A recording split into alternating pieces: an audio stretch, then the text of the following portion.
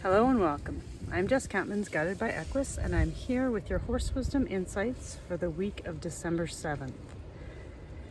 This morning started with a beautiful sunrise in our skies, followed by the Chinook winds that came. So I'm kind of tucked up against the barn, and I just fed these guys, and they are, after having been pasted alongside of the barn for much of this morning, they're helping themselves to their feed, which actually feels like it's part of the central theme for the week. And the word I keep getting is commitment. And I laugh because this is the biggest thing that I have to do on Monday is come out and do this video. And yet there's something that feels like it's calling forth a deeper commitment from us. But with that commitment, with the decision of that commitment this week, there's almost like a fear, kind of an unconscious fear that is arising with our ability to commit to whatever it is that's calling us forth into what feels like, I guess, a bigger version of our space, of who we are, of what we're here to not only do, but connect to commit ourselves and our energy to in going forward in 2021. And that actually comes from a series of events, almost like that TV series, a series of unfortunate events. My kids sometimes watch that. That feels like 2020 has unearthed, I guess, different aspects and possibilities of potentials within us. And so it's like all of these forces are kind of combining this week as we're in between two eclipses, where life as we know it is kind of on hold for us to discover something new about ourselves that's kind of deeper within the system and the structure of who we are.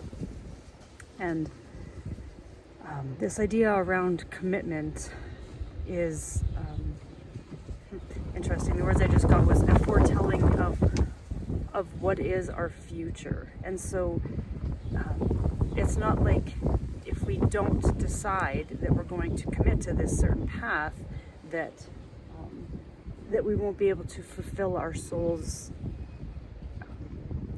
what our soul desires to bring about for ourselves and our soul's growth through this life, because there will always be new crossroads, let's say, of intervention points.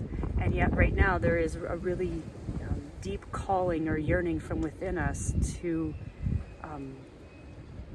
connect to what is being illuminated for us in our lives right now. And that actually feels, it's like we have to recognize the space that we're leaving so that we can actually recognize what it is that we want to commit to for our future. And again, if we don't say yes to it at this point in time, there will be different pathways or connection points for us in our future. So it's not like we will never again have this opportunity. It's that our soul actually desires for us to find and seek and follow this pathway.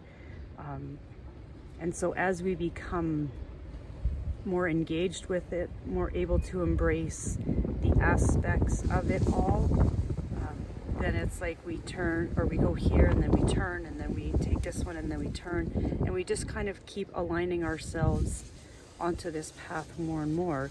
But as we get to trust in this commitment that we're making actually to ourselves this week, it's almost like our future is being illuminated for what is possible for us within this realm. And so Bo is, I don't know how he found himself over here. Maybe he's been playing with Basha. But kind of that commitment to do what it is that feels good to you in each moment, and to trust your instincts and your intuitive senses and your gut feelings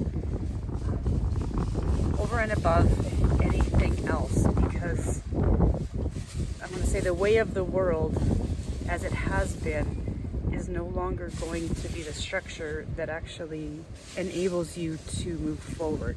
It is trusting what you get a feeling of and a sense of, and what it is that you want to commit or connect to through what it is that illuminates those things that feel really enjoyable to be part of. And it doesn't mean that that won't bring challenges. It means that within even those challenges that you face, that there's an aspect of you that's being invited forward. And so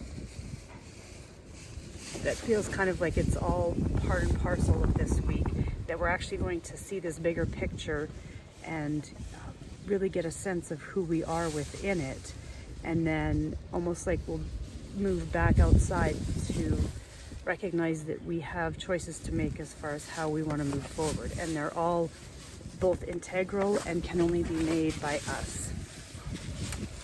And to pay attention, as Dash is helping me, to pay attention to those things that we really want to engage with in a way that is supportive and sustainable for who we are and who we want to be. So much love from myself and horses.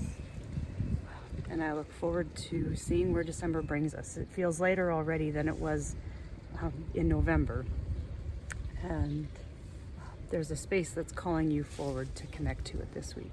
So I would love to hear what that means for you if you're interested in sharing.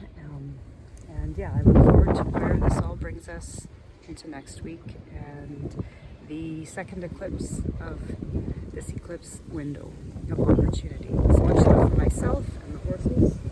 And take care.